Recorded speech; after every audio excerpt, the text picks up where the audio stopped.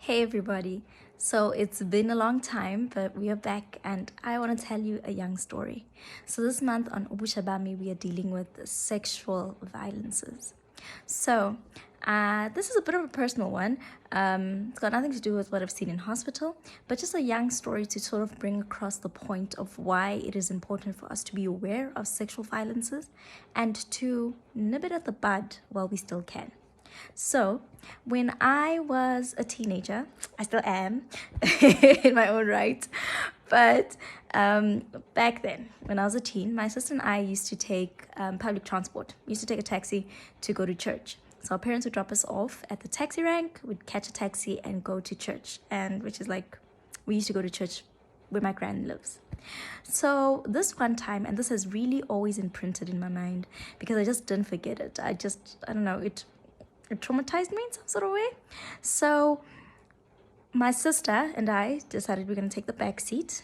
And if you've been on a taxi, you know the back seat has can accommodate 4 or 5 people.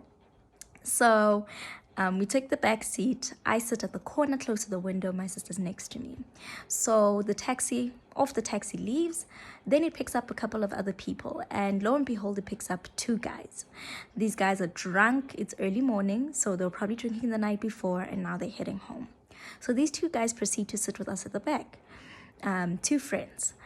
Older gentlemen. At the time, we're teenagers. And they look to be roughly in their 30s, going to their 40s. So this one guy, he's really drunk, tries to stir a conversation with my sister. My sister ignores him, and then he proceeds to try and make an advance and tries to touch her thigh. My sister, in her rapid response, slaps him and it's like, no. And, she really just stands up for herself. And this guy gets upset and his friend holds him back. I, on the other hand, cry my eyes out because I'm like, what the hell is happening? But that's what happened. And everyone else in the taxi, they witnessed this and proceeded to also be silent. They did nothing about it. These were other adults, and at the time we are teenagers. So I'm trying to bring this point across to say that with a lot of root issues in terms of being touched inappropriately, misconduct by adults towards children in a sexual manner, small advances that need to be corrected at the time, that as society and as people, it is our duty to try and intervene when we still can. That behavior warranted the adults in the taxi to intervene, to say, drivers, stop the taxi. These men either need to sit somewhere else where they need to be monitored, or they need to get off because they're acting inappropriately. And many a times I think we are passive, either because we are afraid, or we believe we should mind our own business, or we're just ignorant of these situations and think they won't amount to anything.